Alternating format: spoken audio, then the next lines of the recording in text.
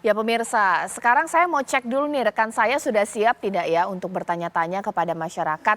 Tapi tampaknya ini lagi mau cari-cari nih ya. Kira-kira masyarakat ada tidak yang bisa ditanya ini mengenai apa yang paling dibutuhkan sosok atau mungkin program. Saya ke Mbak Wiwi terlebih dahulu. Mbak Wiwi, secara politik atau mungkin juga sebuah kenegaraan biasanya membandingkan dengan pilpres negara lainnya, biasanya itu pada akhirnya itu menjadi penentu tuh apa sih, sosok atau figur atau balik lagi ke program. Kalau program itu kan agak jelimet ya untuk masyarakat dengan konteks seperti ini begitu beragam, pendidikan bahkan juga ekonomi tidak terlalu dalam kadang dengan kebijakan, atau lagi-lagi wah ada suka dengan paslon ini ya sudahlah apapun program. Bagaimana Mbak Wiwi? Iya, ini menarik ya karena belajar atau membaca politik Indonesia itu rasa-rasanya kalau dikomparasikan dengan negara lain, negara mana yang kayak kita ini?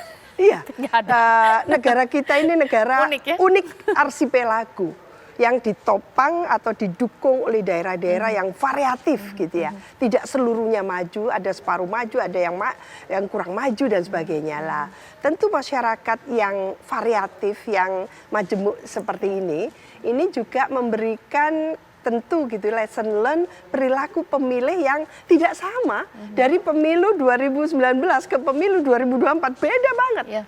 Baik kekuatan politik yang muncul sekarang 3 paslon gitu ya, akan seperti apa. Jadi menurut saya memang tidak bisa dikomparasikan dan Indonesia menunjukkan politiknya itu sangat kontekstual. Apalagi detik-detik terakhir itu sangat menentukan biasanya.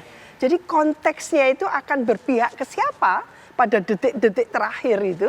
Lah ini yang akan sangat mendominasi. Contoh beberapa pilkada yang kita pelajari itu menunjukkan konteks tadi itu kuat sekali gitu ya untuk kemenangan satu paslon gitu. Nah, dalam konteks Pilpres 2024 kita agak sulit itu menduga atau memberikan prediksi ketika gitu ya. Tadinya itu yang namanya capres itu sudah menentukan. Pasti yang menang ini capres yang akan bisa memenangkan, tinggal ditopang oleh cawapres ya untuk menyempurnakan. Di 2024 tidak seperti itu lagi. Ya, jadi agak beribut. Agak alot ya, berimbang ya kekuatan capres dan cawapres. Betul, ya. Baik. Ini yang nanti akan ikut menentukan ceruk-ceruk dukungan dan sebagainya. Sekarang saya ingin jawaban-jawaban mengejutkan pemirsa dari masyarakat. Kira-kira apa yang jadi pertimbangan mereka? Kebijakan-kebijakan program gratis ini atau kembali lagi sudah suka dengan figur tertentu ya? Ya sudah selesai. Nofri tampaknya sudah punya jawaban, nanti akan bertanya-tanya kepada teman-teman yang ada di sana. Nofri silakan. Ya Caca dan juga pemirsa, pesta demokrasi, pemilihan presiden dan pemilihan calon legislatif ini sebentar lagi akan digelar. Dan tentunya masyarakat sudah harus mengetahui apa saja visi misi dari para paslon favoritnya. Dan tentunya ini akan menjadi penilaian bagi mereka nantinya untuk memilih para calon-calon tersebut, baik itu untuk mewakili suara mereka di sebagai DPR begitu maupun sebagai presiden nantinya yang akan dipilih pada 14 Februari 2024 mendatang. Nah, saya akan coba berbincang nih Caca dan juga pemirsa. Di sini saya sudah bertemu dengan 2 orang warga Medan yang tadi sempat berbincang, sepertinya mereka sudah paham sekali visi misi dari paslon yang saat ini akan bertarung pada pemilihan presiden maupun pemilihan legislatif pada 2024 mendatang. Nah, sini sudah ada Bang Rifan dan Bang Ari. Bang Rifan, boleh bergabung sebentar ya Bang?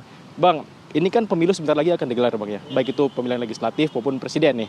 Nah, kira-kira ini selama masa kampanye sudah digelar sejauh ini, apakah Bang Rifan sendiri sudah mengetahui program-program dari ketiga paslon? Itu seperti presiden misalnya? Tiga-tiga udah saya riset, saya menemukan berdasarkan pragmatis saya nih. Saya kan seorang freelancer. Menurut saya gagasan yang lebih cocok itu programnya sebagai seorang freelancer. Ya pekerjaan itu ya seharusnya menghindari dari yang namanya batas umur. Dari ketiga pasang calon ini saya bukan mendukung dari perorangannya, partainya ataupun latar belakangnya. Cuman dari berbasis program karena saya pemilih yang pragmatis. Sebelum saya memilih ya baiknya memang saya riset tiga-tiga.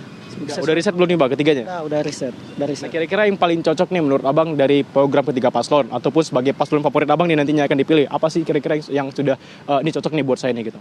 Yang cocok itu dari kayak saya sih itulah saya bilang tadi dari segi freelancer nih. batas umur dalam pekerjaan.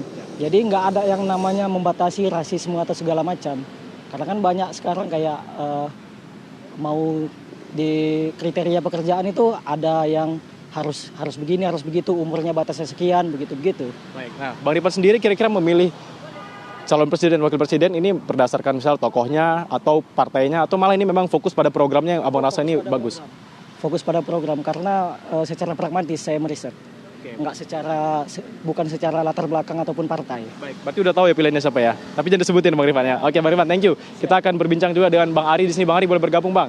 Ini tadi saya sudah berbincang dengan Bang Rifan nih. Ini katanya dia udah cocok dengan program yang tidak membatasi umur untuk calon pekerja. Nah Bang Ari sendiri kira-kira sudah memantau belum nih visi misi program-program dari ketiga paslon presiden dan wakil presiden?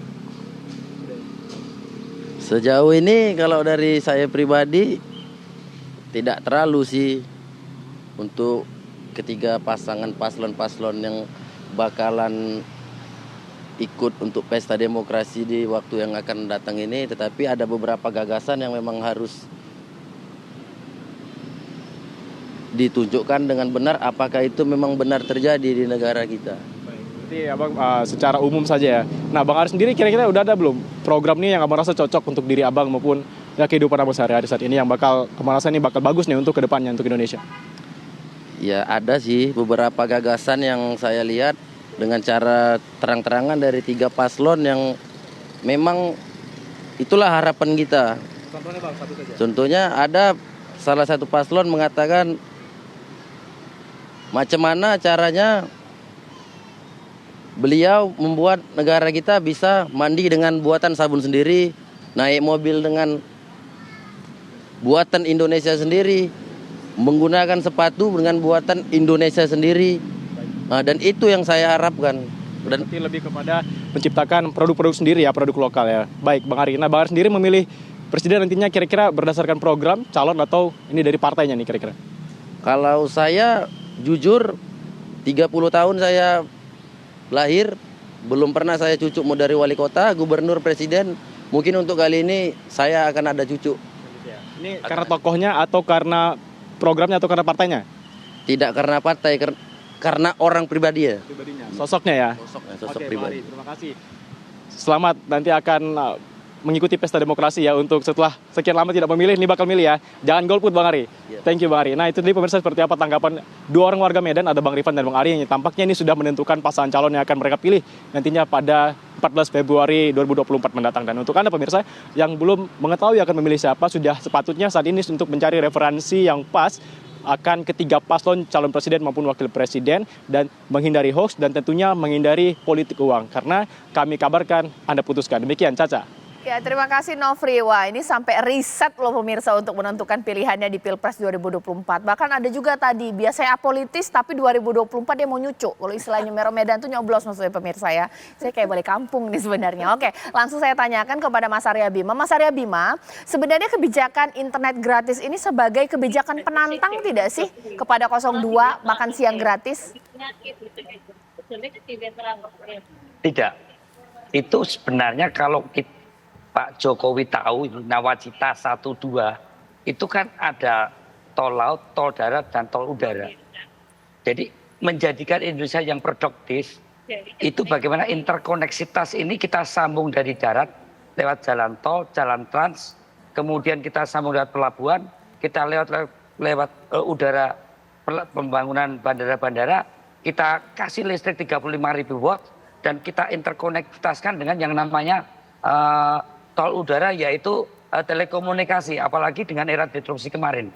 Tetapi kendalanya sekarang berapa kos yang dikeluarkan oleh pelajar, para UMKM, ibu-ibu, walaupun berapa ibu-ibu juga dipakai untuk nonton drakor ya.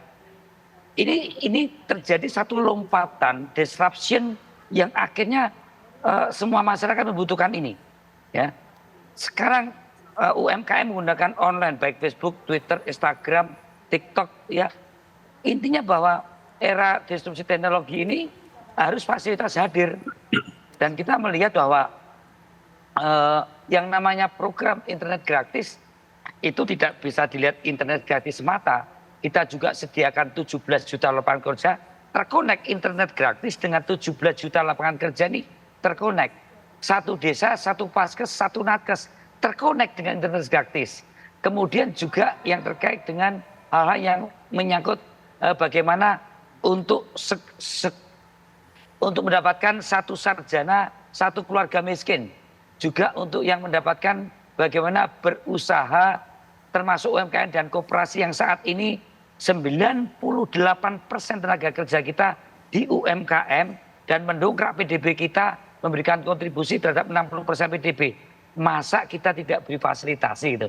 Jadi menurut saya bahwa internet gratis ada suatu keniscayaan terutama untuk kalangan menengah bawah yang saat ini cost dari pembayaran internet itu bisa dijadikan sebagai satu living cost lainnya, termasuk pemenuhan kebutuhan gizi. Jadi internet gratis adalah hal yang menjadikan manusia-manusia Indonesia itu lebih produktif. Mau dari pelajarnya, mau dari pelaku UMKM-nya, mau dari para pengusahanya, gurunya, para pendidiknya. Kita tidak melihat itu sebagai sesuatu yang wah, itu tidak melihat itu sebagai sesuatu yang luar biasa. Internet gratis bukan program yang mewah buat Indonesia. Itu hanya mengejar keterlambatan kita saja. Baik. Ya sebagai bangsa. Itu menurut saya. Dan itu harus dilaksanakan. Saya kira gitu. Sekarang saya masih menunggu Mbak Putri Komarudin untuk menjawab bahkan juga memberikan tanggapan ya dengan analisis tadi. Bahkan juga saya mau ke Mas Septa ya. Wah ternyata masyarakat kita ini pintar-pintar semua sampai riset loh untuk menentukan pilihannya di Pilpres 2024. Ini karena memang keinginan atau karena bingung ini? Karena masing-masing semua punya kekuatan ya di paslon-paslon yang ada. Sesaat lagi.